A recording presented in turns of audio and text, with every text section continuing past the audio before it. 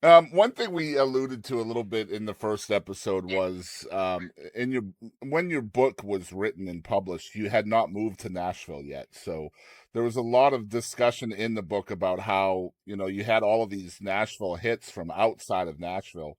And we talked a little bit about your perspective in that, and whether that helped you or not in the first episode. My question is now that you are in Nashville and you're kind of more, closely and attuned to kind of the scene there. Looking back, do you think that being in Nashville would have helped you more or less than being in LA at the time? No, I think LA was the place for me because I was heavily involved in television music and film music, as well as records. Um, when I moved here, uh, I pretty much put television on the back burner, and I also thought that, well, out of sight is out of mind, and if I'm not in Hollywood, I'm probably not going to get too many calls to score movies, Right. and it's been kind of just the opposite. I've last year I did 4 films. I'm doing 2 right now, coming up and starting the new year. So that's been great. And writing pretty cool songs that are getting recorded. So I just do what I do and hope somebody salutes. Do you think the internet? I mean, this is probably an obvious question, but do you think the internet has helped you in where location really doesn't matter quite as much anymore, right?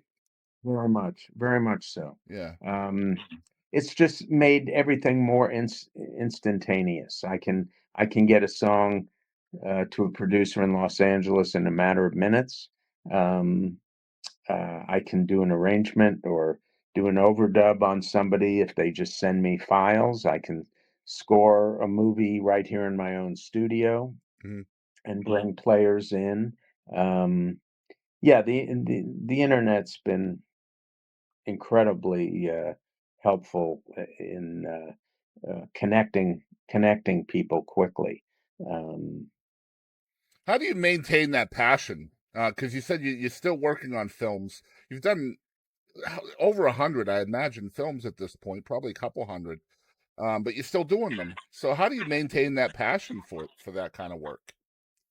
I just love the process. I love the creative process, and that's something you don't retire from. It's not like you get bored of it. Every project is different. Every song is different. Every sound sound of what I'm doing is going to be I try to make different. So um it's all still very fresh for me, Yeah. you know. Yeah, I wanted to ask that question because prior to us talking today, just for future reference so people can know what I'm referencing, Bill Belichick was named the head coach of the University of North Carolina today. And I think I saw that. yeah, I think he's 78 years old. And one of the questions the reporter asked him is, why do you still want to coach? And his answer was, man, because it beats working. I'm just surprised he didn't go to a pro team. I Yeah, really I think honestly, I think he's being blackballed, Steve. I think the NFL is for whatever reason not allowing him in the club anymore. Now are you in Boston? I'm actually in Texas, Northeast Texas. Oh, okay. Yeah, Yeah. but I grew up and born and raised in New England, so like Boston, Mass, and so all my So allegiances are to those is teams. Boston your first name? It is not. It's I obviously when I moved to Texas, I've been here 23 years now, but I talked funny when I got here, obviously. So they all started calling me Boston Chris, and it just stuck. I gotcha. Okay. Yeah, and so then Um over time, I've done a lot of different things: karaoke host, professional wrestler, and everything I've ever done. Boston Chris was a perfect stage name. So there you go. wow, cool. Yeah. Well, yeah, no, I was a big Patriots fan all during the Belichick Brady era. So being from New York, I'm still a Yankees fan. So Wow. yeah. A So Yankees Patriots fan. They do exist. yeah, Yeah. Oh man, Yeah. so you agree with me that Tom didn't deflate those balls, right? No. Yeah.